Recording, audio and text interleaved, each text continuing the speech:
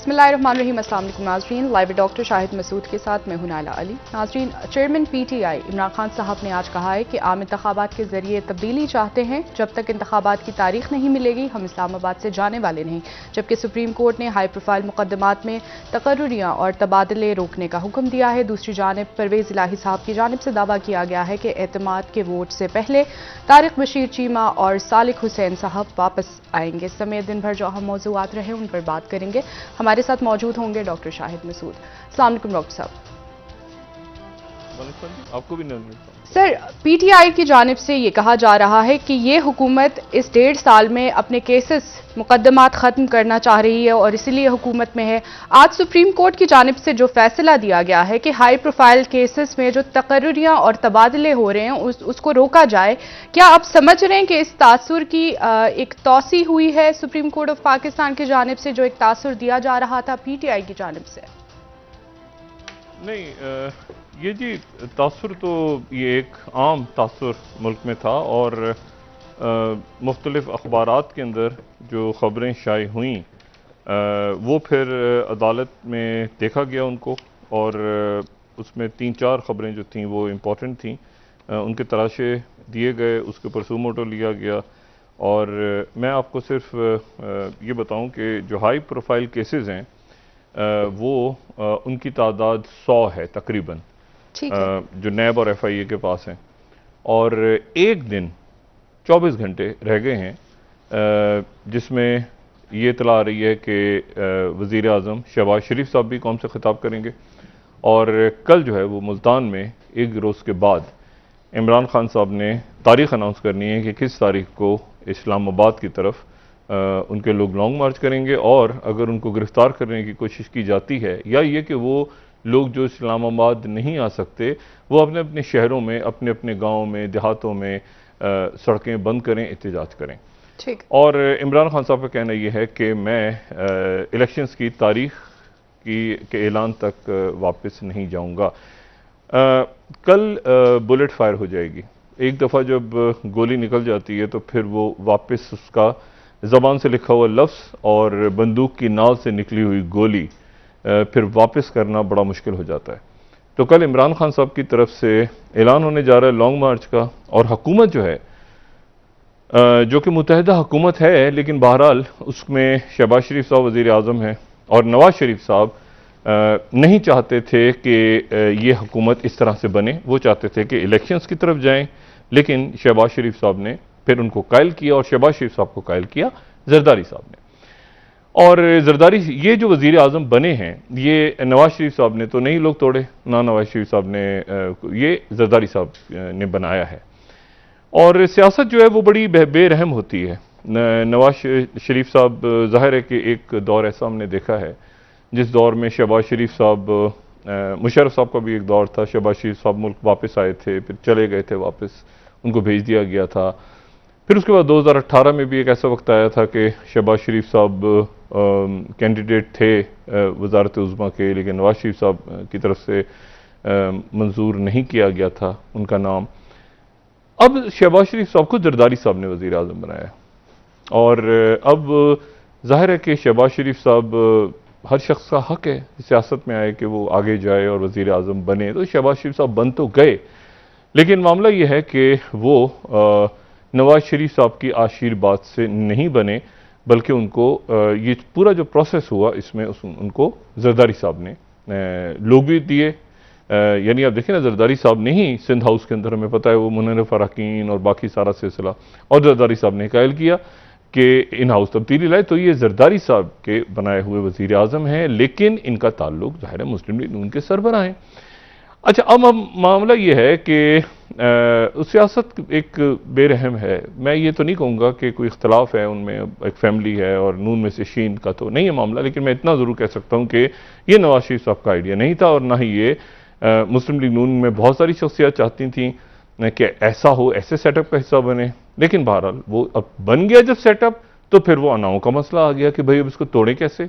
और ये वो था जो थर्ड ऑप्शन था, जो याद करें अगर हमारे नाजरीन के, थर्ड ऑप्शन ये आया था तहरीक अदम एतमाद के दौरान, जिसके बारे में इमरान खान साहब ने कहा कि इस्टेब्लिशमेंट आई थी, इस्टेब्लिशमेंट की तरफ से वजाहत हुई कि इमरान खान साहब की तरफ से था।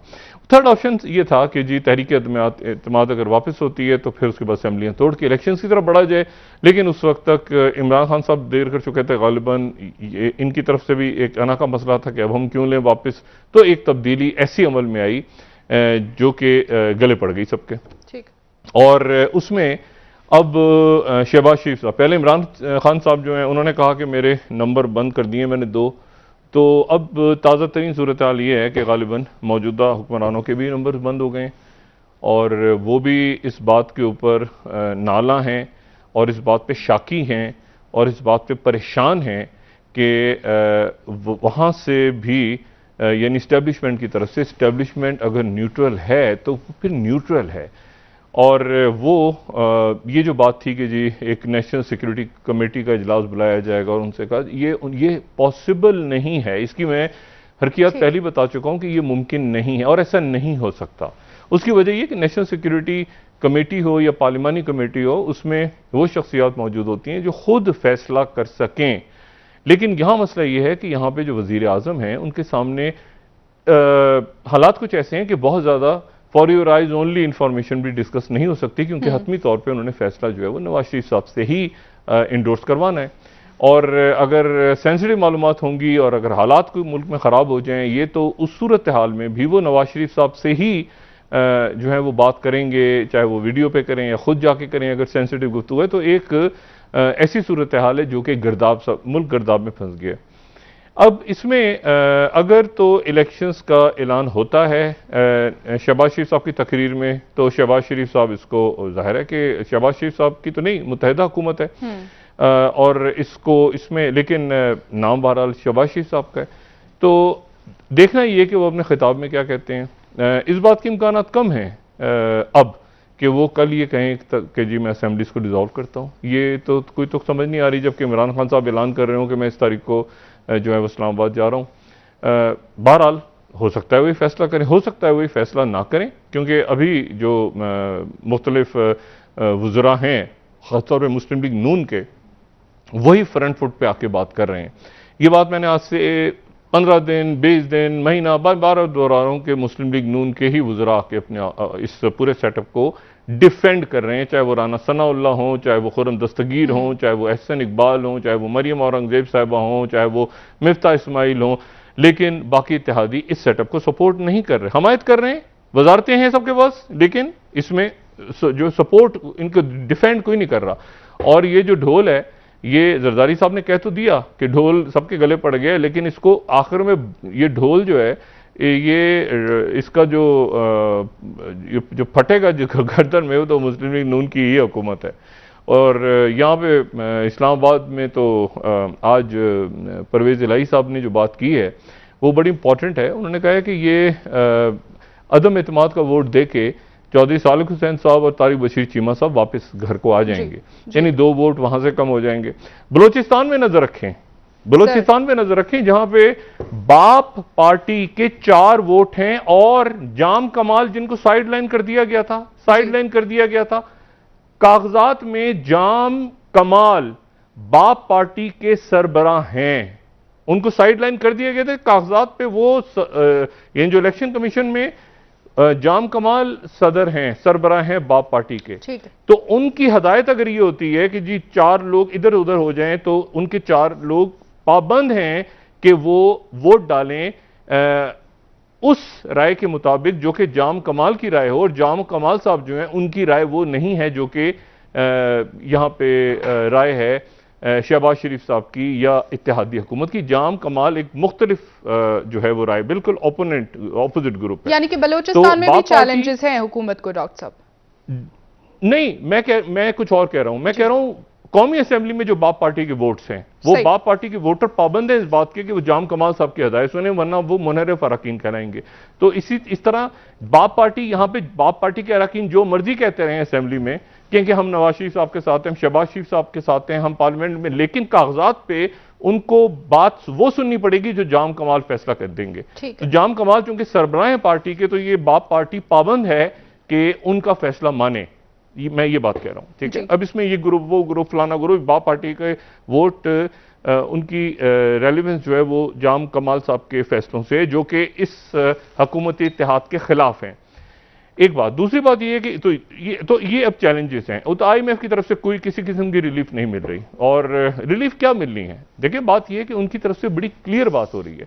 उनकी तरफ से कैटेगोरिकली कहा गया है कि जी आप बतौर पाकिस्तान ट्रस्ट डेफिसिट है, आप ये कीमतें बढ़ाएं, और ये कीमतें बढ़ाएं का मतलब है सब्सिडी खत्म करें। दूसरे अल्फाज में, सब्सिडी खत्म होगी पेट्रोल की, तो जो जिस हिसाब से डॉलर ऊपर जा रहा है, तो ये तो डॉलर्स के ये क्यों ऊपर जा रहा है, इसके ऊपर कोई बंदा बात करने को तैयार नहीं है। कल भी मैंने बात की थी, आज भी बात कर रहा हूं कि डॉलर्स ये कहां पे रुकेगा? क्या ये कोई खामोश कोई मुफाहमत हुई है कि जिसने 220 तक जाना है, 225? इसको कहीं रोकना तो है, लेकिन इसको रोकने की ना कोई कोशिश नजर आ रही है, ना कोई बात हो रही है। और IMF जाहिर है कि उनसे मुज़ाकरात हो रहे हैं, तो स्टेट बैंक के बारे में तो हम एक लफ्ज़ भी नहीं कह सकते इस वक्त। स्टेट बैंक, माई बाप, IMF नाराज ना हो जाए, तो स्टेट बैंक जो है उसको खुद मुख्तारी दिखाना है, वो जहां तक चाहे मर्जी वो डॉलर को ले जाए।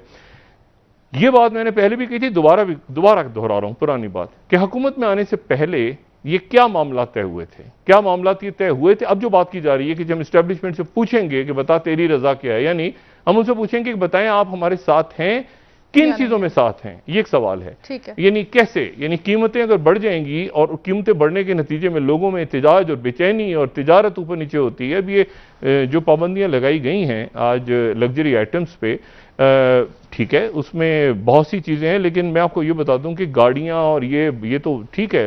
इनके ऊपर भी एक बात की थी कि मतलब जरा देख लें इसकी कैलकुलेशन, मुझे नहीं पता कि क्या बनती है, लेकिन मैंने ये सुना है कि जी अगर कोई आदमी यहाँ से बहुत लग्जरी गाड़ी मंगाता है, तो पाकिस्तान आती है गाड़ी, एक तो वो उनकी ज़ाहिर रुपयों में पे करेगा यहाँ पे, लेकिन वो जो गाड़ी आती है तो उस पर 3 गुना ज़्यादा ड्यूटी लगती है जो रेवेन्यू में जाती है। लेकिन मैं उसको डिफेंड बिल्कुल नहीं कर रहा, मैं सिर्फ ये कह रहा हूँ कि गाड़ियों वगैरह की हद तक ठीक है, लेकिन फिर उसके बाद आप ये समझते हैं कि ये जो चीज़ें पाबंदी लग गई तो उसके नतीजे में चीज़ें बंद हो जाएंगी आना पाकिस्तान, इसके नतीजे में स्मगलिंग बढ़ेगी, इसके नतीजे में करप्शन बढ़ेगी, इसकी हर चीज़ मिल जाएगी पाकिस्तान में। सब फर्क सिर्फ ये होगा कि वो महंगी मिलेगी और वो स्मगलिंग के थ्रू मिलेगी, यानी जो हराम मशरूब हैं वो तक पाकिस्तान में दस्तयाब हैं हर जगह।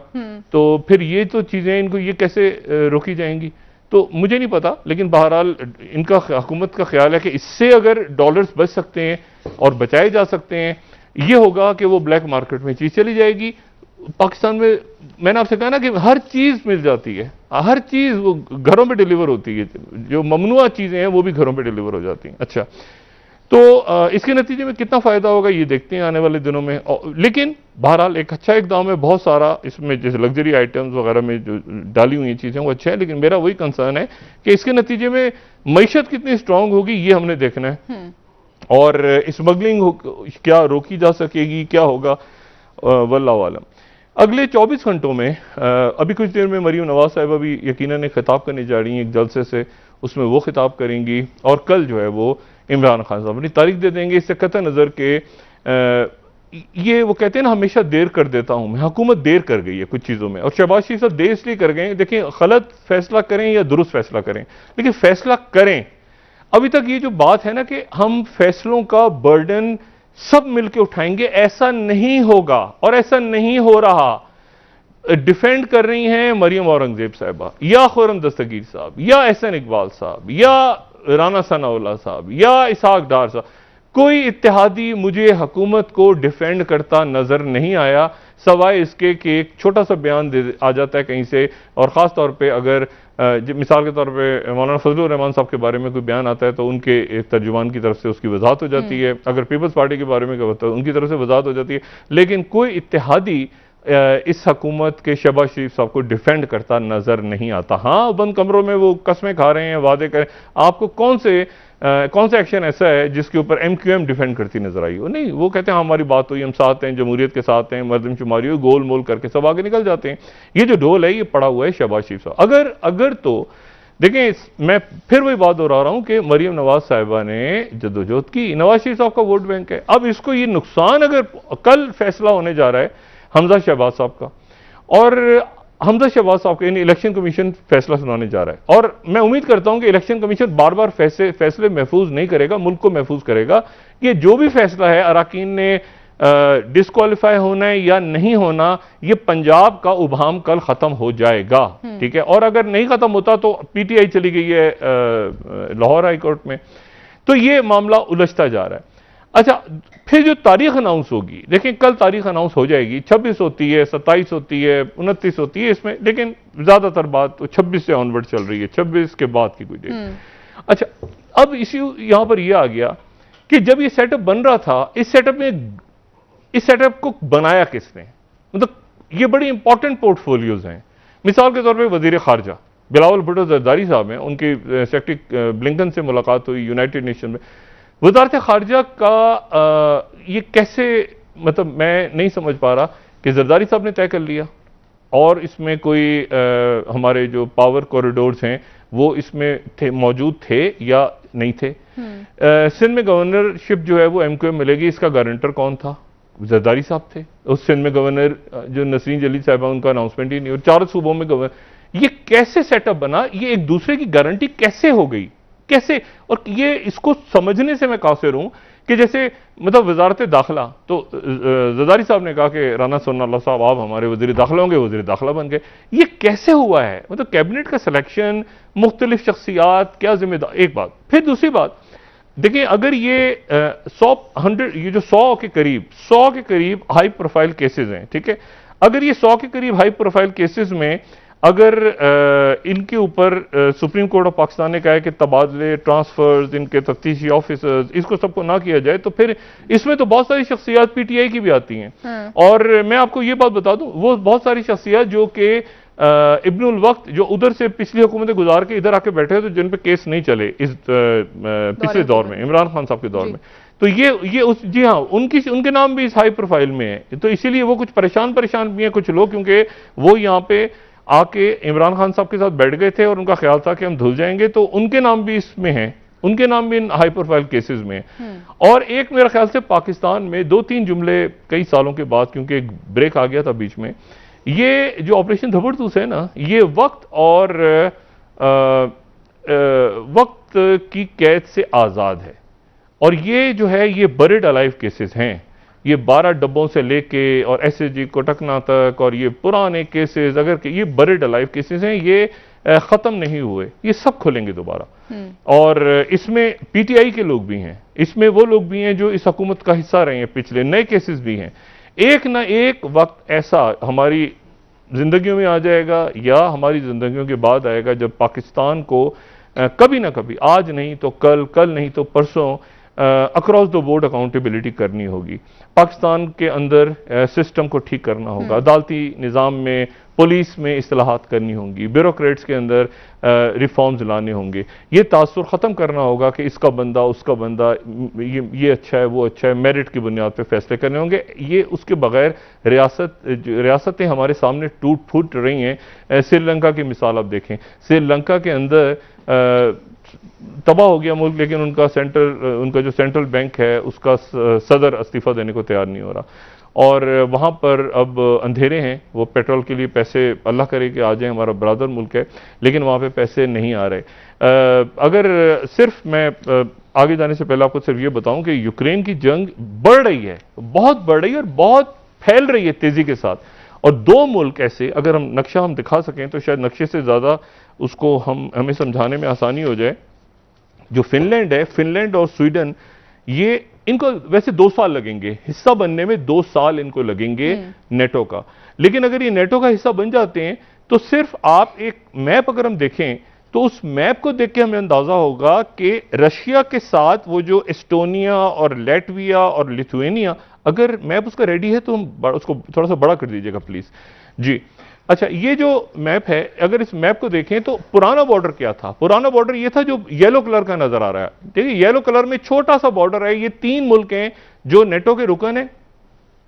जी सर, उस मैप को रखेंगे तो काइंडली मैं थोड़ा सा डिस्क्राइब कर सकूं जी। ये जो है, ये जो येलो कलर का आपको नजर आ रहा है, येलो कलर के, ये वो मैप है जो फिनलैंड और स्वीडन के आने से पहले यानी अभी चंद रोज पहले तक आप समझें कि ये नेटो ममालिक के साथ रशिया का बॉर्डर था। यानी 3 मुल्क कौन से? लेटविया, लिथुएनिया और एस्टोनिया। ये जब फिनलैंड शामिल होता है तो आप ये देखिए नया रेड बॉर्डर बनता है, पूरा रेड बॉर्डर। यानी रशिया के साथ नेटो जो बहुत थोड़ा सा था, ये बहुत आगे तक, ये एक बड़ी कामयाबी अमेरिका और नेटो समझ रहा है, क्योंकि इसके नतीजे में जो तबाही और बर्बादी होनी है वो यहां इन मुल्कों में होनी है। यानी लड़ाई मार कुटाई, क्योंकि फिनलैंड के साथ रशिया की लड़ाई होती रही है, फिर फिनलैंड न्यूट्रल हो गया। स्वीडन जो है अच्छा इनकी आर्मीज हैं, स्ट्रांग आर्मीज हैं। स्वीडन वो 1804 1814 से वो न्यूट्रल रहा है, वो किसी जंग का हिस्सा नहीं बना, लेकिन फिनलैंड बनता रहा है, बदकिस्मती। तो बहरहाल वो अलग रहे, वो नेटो का हिस्सा नहीं बने वो, और नेटो का हिस्सा इसलिए नहीं बना, फिनलैंड के एक मुआहदा हुआ था रशिया के साथ कि आप हिस्सा नहीं बनेंगे। लेकिन ये आप देखें कि ये रशिया के बिल्कुल आगे तक, ये बिल्कुल रशिया के बहुत बड़ी कामयाबी है, लेकिन इसको 2 साल लगेंगे। टर्की ने इसको चैलेंज किया हुआ है, क्योंकि टर्की का कहना यह है कि कुर्दों को और जो कुर्द अलहदगी पसंद है उनको स्वीडन अपने यहाँ और जो गुलन मूवमेंट के लोग हैं उनको पनाह देता है स्वीडन और फिनलैंड। लेकिन मेरा ख्याल है कि ये पाबंदी खत्म हो जाएगी, 2 साल का अरसा लगेगा इनको रुकन बनने में, कंप्लीट मेंबरशिप में। ये अगर फास्ट ट्रैक पे भी जाते हैं तो 2 साल। लेकिन दुनिया तब्दील हो रही है। अच्छा, यहां पर मैं आपको सिर्फ ये, पाकिस्तान के अंदर पहली बात तो ये कि कोई ये तब्दीली या इलेक्शंस की तारीख या जो सिस्टम है, या तो ये फैसलों के नतीजे में, या ये बैठ के आपस में ये हल होगा, या ये कि तशद्दुद या अनारकी के बाद हल होगा। हल इसने होना है, कैसे हल होना है ये फैसला करना हमारे अकाबरीन का काम है। और अकाबरीन इस वक्त जो है देखें, मैंने ये कल भी बात की थी, दोबारा बात कर रहा हूं कि जो ब्यूरोक्रेसी है वो काम छोड़ के बैठी है। उनको नहीं पता कि क्या होगा 24 घंटे 48 घंटे बाद कौन सा आदमी क्या फैसला करेगा, हमजा शहबाज की बात सुननी है नहीं सुननी, ऐसा तो नहीं कि केसेस बन जाएं, ऐसा तो नहीं कि फलाना वजीर को हुकूमत रहे ना रखे। तो एक बेचैनी और एक अदम इस्तेकाम है। उस अदम इस्तेकाम की सूरत में ये माशी पॉलिसीज अप्लाई नहीं हो सकती।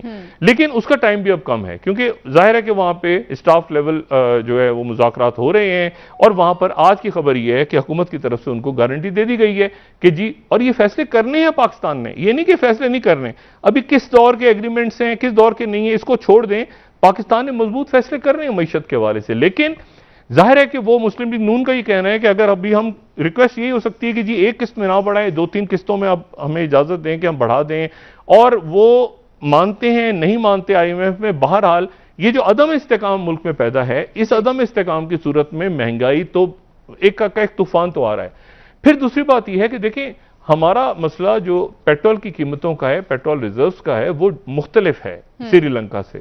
श्रीलंका के अंदर फर्टिलाइजर्स, अगर आप, कल भी मैंने बात की थी, सरसब्ज और शादाब एक मुल्क है जहां पे आपको दरख्त नजर आते हैं। जो लोग श्रीलंका गए हैं उनको इल्म है कि वहां पे आपको बागात नजर आएंगे, खेत खलियान नजर आएंगे, वहां पे आपको दरख्त नजर आएंगे। लेकिन वहां पर क्या हुआ है कि जो फर्टिलाइजर्स हैं या खाद जो है, केमिकल फर्टिलाइजर्स, वो भी चूंकि बाहर से आ रहे थे, इसलिए वो उनकी फसलें इस साल तबाह होनी शुरू हो गई।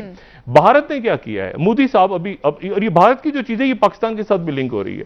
भारत के प्राइम मिनिस्टर मोदी जब अभी यूरोप का दौरा कर रहे थे तो उन्होंने जर्मनी में कहा कि हम गंदम जो है वो एक्सपोर्ट करेंगे भारत से, और हम यूक्रेन और रशिया की जंग के दौरान दुनिया का का जो फूड बास्केट का रोल हम देंगे, सारा हमारा गंदम आपको जाएगा, आपको जाएगा, आपको जाएगा। वो वादे करके आ गए, और अचानक उन्होंने गंदम की एक्सपोर्ट पे पाबंदी लगा दी, क्योंकि यहां पर पाकिस्तान और इंडिया में कुछ 300 सालों के बाद सबसे ज्यादा बड़ी हीट वेव आई है।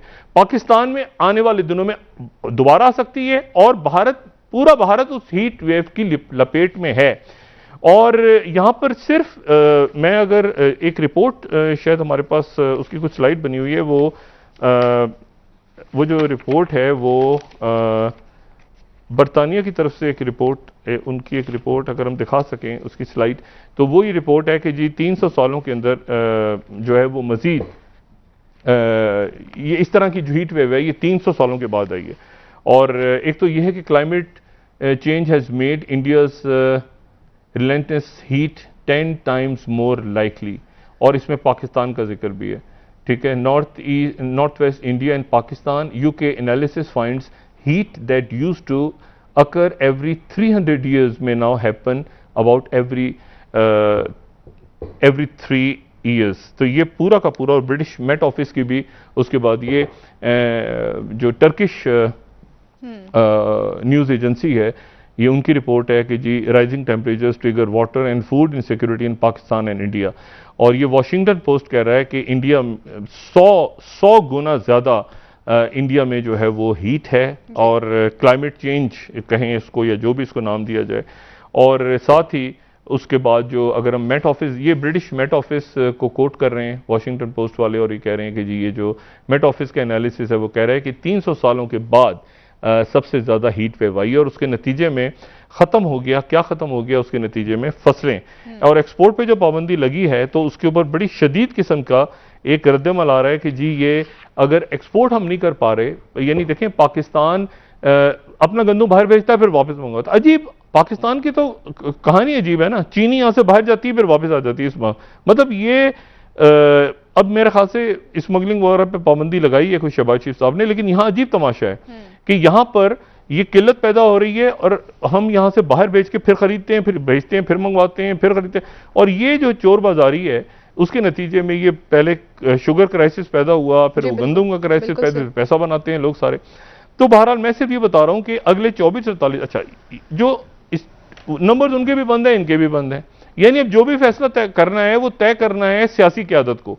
शहबाज शरीफ साहब को तय करना है, नवाज शरीफ साहब को तय करना है, इमरान खान साहब को तय करना है, और वो कोई भी अभी तक अपनी पोजीशन से पीछे हटने को तैयार नहीं हो रहा।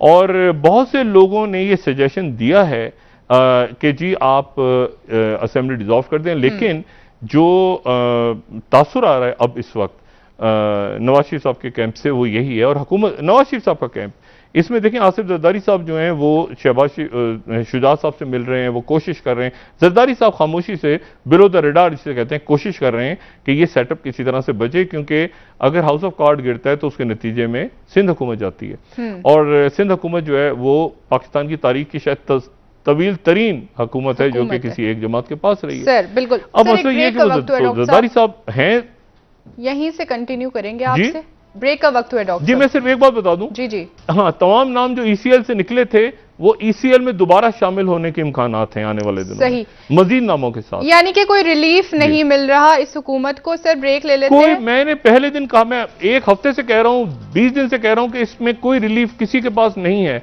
जो कोशिश करेगा वो जल जाएंगे, उसके हाथ जल जाएंगे, जैसे आज हुआ है। सही होगा। ये ईसीएल से जो नाम लिख रहे थे ये भी दोबारा ईसीएल में डल जाएंगे मजीद नामों के साथ। बेहतर डॉक्टर साहब ब्रेक ले लेते हैं, वापस आके बात करेंगे। नाज़रीन एक ब्रेक।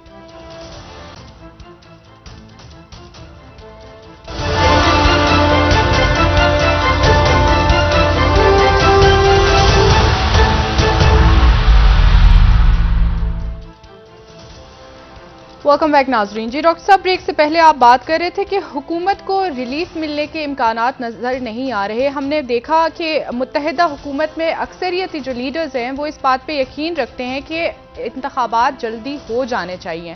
तो क्या अब ये सही वक्त नहीं है जहां बहुत सारे क्राइसिस हैं कि हुकूमत ये फैसला कर सके कि इंतखाबात जल्द से जल्द हो ताकि मसाइल का हल हो सके?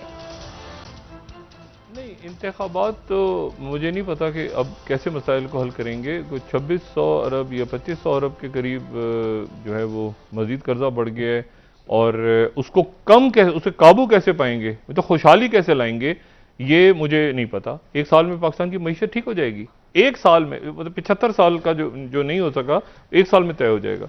नवाज शरीफ साहब जो है वो शहबाज शरीफ साहब नवाज शरीफ साहब और इसाक डार साहब पाकिस्तान नहीं आ रहे, और खुदा जानता है क्यों नहीं आ रहे। दूसरी बात यह है कि हमजा शहबाज साहब का मामला अटका हुआ है, वहाँ पर जो है वो कल जो भी ऐलान होता है उसे कतई नज़र हमारे यहाँ डेविड ब्लूम साहब जो हैं, डेविड आर्मिन ब्लूम, बड़े आप समझें कि एक्सपीरियंस्ड डिप्लोमेट हैं, और वो अमेरिका से उनका अप्रूवल हो गया कांग्रेस के अंदर, जो भी अप्रूवल वगैरह उनका सिस्टम है सारा, और वो 23 तारीख को यानी 23 मई को वो इस्लामाबाद में बतौर अमेरिकन एम्बेसडर अपनी जिम्मेदारियां संभालेंगे। 2018 में डेविड हेल चले गए थे पाकिस्तान से, और उसके बाद पाकिस्तान में कोई अमेरिका के एम्बेसडर नहीं थे, और 2018 के बाद 2022 में और ये उस वक्त आ रहे हैं जब पाकिस्तान में ये तस्वीर अगर देखें तो इसमें वेंडी शर्मन भी नज़र आ रही हैं और वो बिल्कुल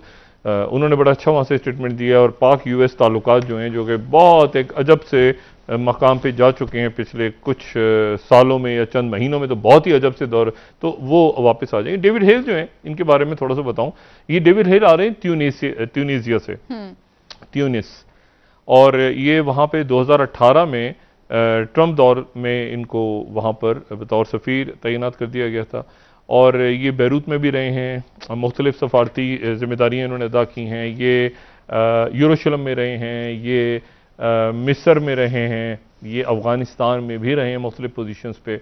और ये अरबी बड़ी फरावानी से बोलते हैं, और कुछ लोगों का कहना है कि पश्तो भी बोल लेते हैं, कुछ अफगानिस्तान में रहे हैं और उर्दू भी थोड़ी बहुत बोल लेते हैं, समझते हैं खित्ते को, पूरा जो मिडल ईस्ट और यहाँ पे पाकिस्तान, अफगानिस्तान, ये सारे से। तो बहरहाल डेविड हेल जो है वो 23 को जिम्मेदारी संभालेंगे। अच्छा, अब ये आप देखें कि अमेरिकन एम्बेसडर पाकिस्तान आ रहे हैं और उस वक्त आ रहे हैं जब यहाँ सियासी हिजान है, उनकी तरफ से कोई हमें रिलीफ नहीं। ये जो है ना IMF के साथ मामला, हम खुद जाते हैं IMF के पास, IMF तो नहीं हमें बुलाता ना, IMF खुद जाते हैं। तो IMF वहां से क्या मैक्सिमम ये रिलीफ देगा कि जी आप चलें एक साथ सब्सिडीज ना खत्म करें, 2 किस्तों में करें, करनी तो है। और उन सब्सिडीज के खत्म करने में महंगाई आएगी, और महंगाई इस सूरत में भी आएगी मईशत के सियासी अदम इस्तेकाम है, पता है कुछ नहीं कि क्या होना है क्या नहीं होना।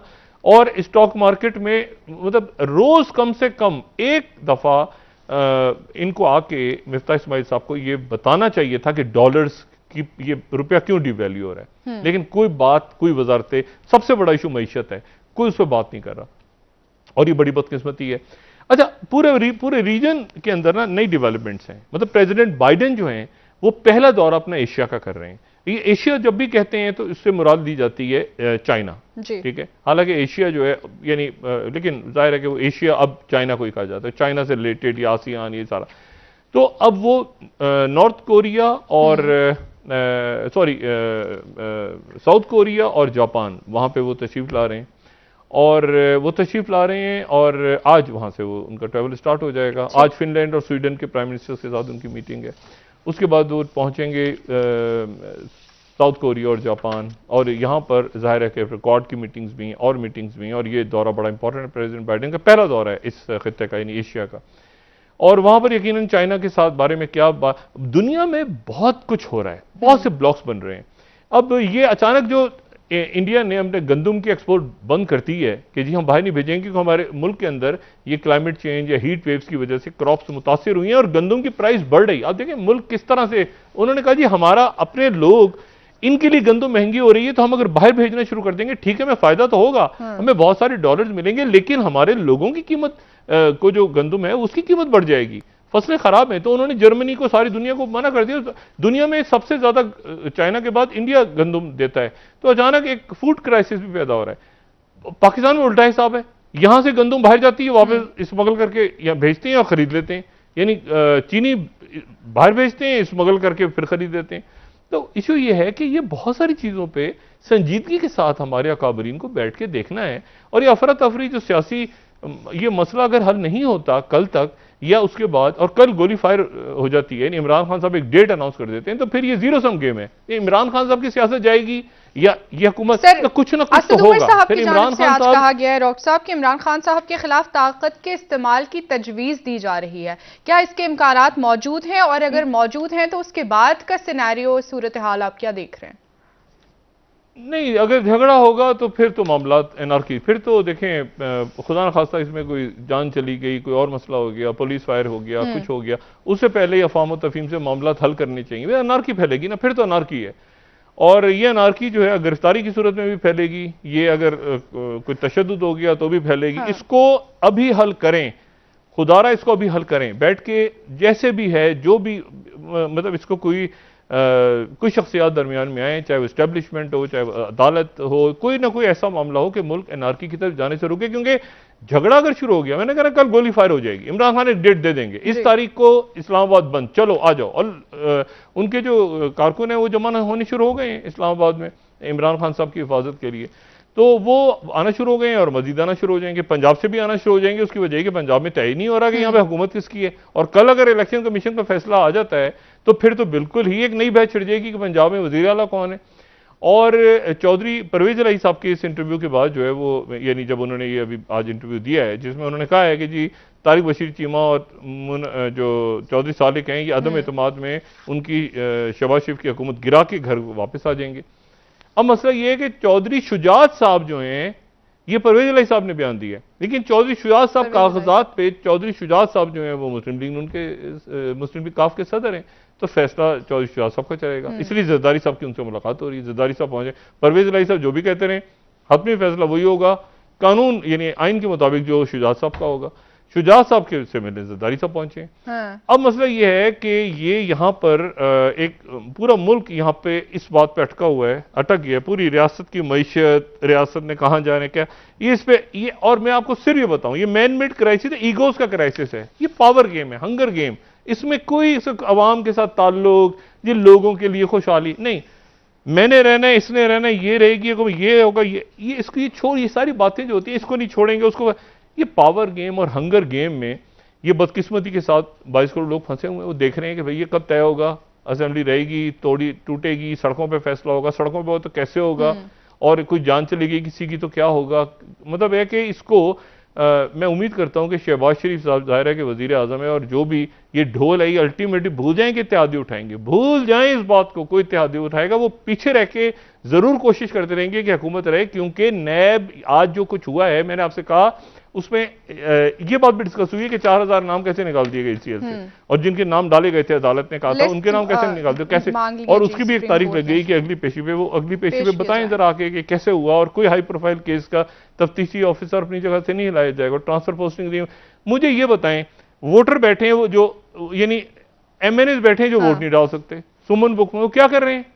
अच्छा, उसके बाद रिलीफ मिल नहीं रही, उसके बाद सारी मजबूत फैसले, मैं समझ से कासिर हूं कि ये ढोल जो है ये क्यों लिया है, एक सिर्फ इसलिए कि एक तवील जो लिस्ट है नामों की, उस एक नाम और ऐड हो जाए कि जी शहबाज शरीफ साहब भी थे। ये क्यों शहबाज शरीफ साहब ने ये ऑप्शन लिया, ये एक राज है जो आने वाले दिनों में खुलेगा। जब नवाज शरीफ साहब भी नहीं चाहते थे और मौलाना साहब भी नहीं चाहते थे, फिर शायद मौलाना साहब मान गए, लेकिन मौलाना साहब पब्लिकली आके उन्होंने डिफेंड नहीं किया। पब्लिक में वो जब भी आते हैं तो वो इमरान खान साहब की हुकूमत के ही उस दौर में ही जो कुछ हुआ उसको बुरा भला कहते हैं, लेकिन वो इस जो कुछ अब हो रहा है, जो डूब रही है, बाकी इसको कोई डिफेंड नहीं करेगा। सर ये पीपल्स पार्टी की ख्वाहिश थी, मिफ्ता इस्माइल भी शायद इधर उधर हो जाए।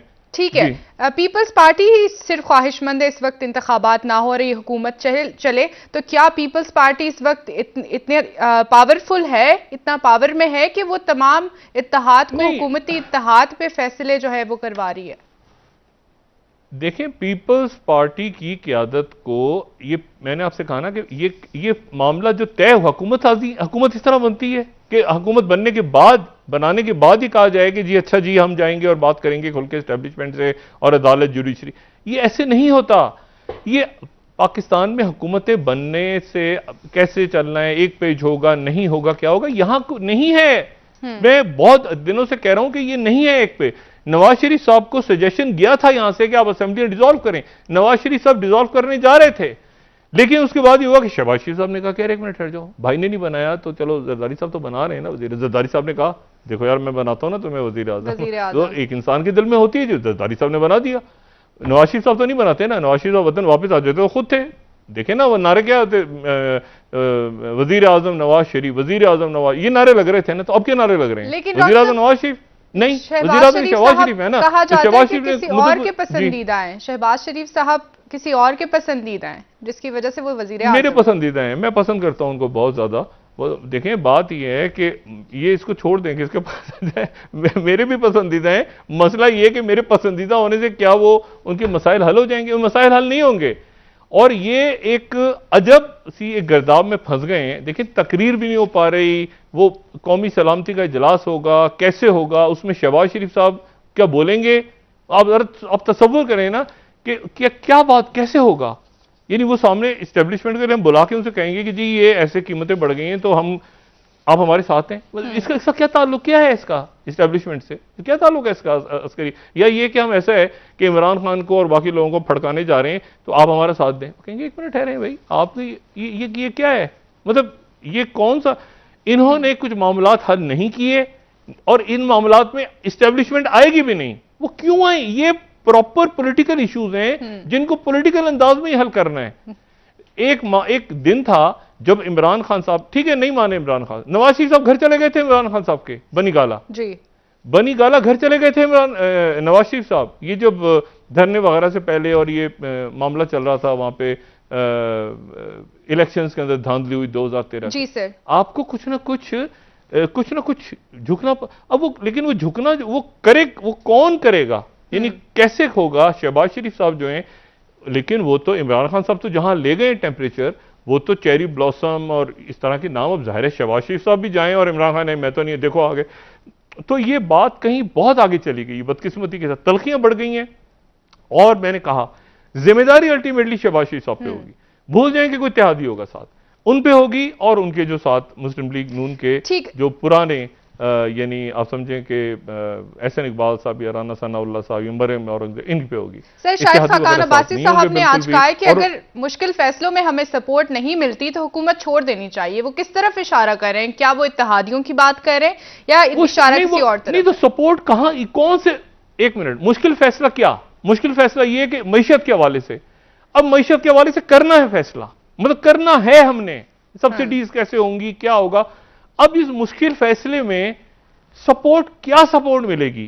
वो क्या अवाम एहतजाज, सड़कों में ना निकले, सर फोड़े, अपने लोड शेडिंग हो जाए, मतलब क्या सपोर्ट मिलेगी?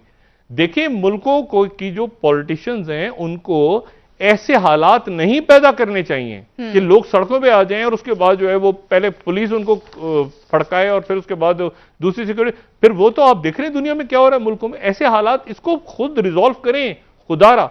और इसको मुझे नहीं पता कि सपोर्ट नहीं मिली तो इलेक्शन में, तो वो अगर सपोर्ट नहीं है और शाहिद खान अब्बासी सही इसको, इस बात को असेस कर रहे हैं मेरी नजर में, तो फिर वो इलेक्शंस में जाएं और ये मलबा ना उठाएं। जो अच्छा हुआ बुरा हुआ जो हुआ वो उस दौर में हुआ है, और हम कहते रहे हैं, सारा मीडिया कहता रहा है करप्शन हो रही है ये पंजाब में, दाएं बाएं आगे पीछे।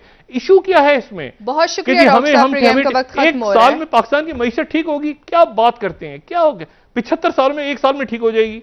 मतलब दूध शहर की नहरें में, वो भाई सीधी सी, कुछ लोगों ने अपने केस करना था, वो इतला बतला मिली, वो भी सारा खत्म हो गया। और इसका जब तफसीली फैसला जब भी आएगा आने वाले दिनों में, पता चला जो वो हुआ था ना कि वो मांगने कुछ और गए तो और गले पड़ गया, वो जो हुआ था जफर अली शाह केस में। सर बहुत शुक्रिया डॉक्टर साहब, इस तरह का फैसला दिया कि और धबड़दूज हो गए। बहुत शुक्रिया नाजरीन, कल इंशाल्लाह दोबारा आपसे मुलाकात होगी। मुझे नाइला अली को इजाजत दीजिए, अल्लाह हाफिज। जी डॉक्टर साहब इंतजार फरमाइए जी, अपना दोस्तों रिश्तेदारों गिरदोनवाह के लोगों का सब ख्याल रखिएगा। अल्लाह हाफिज।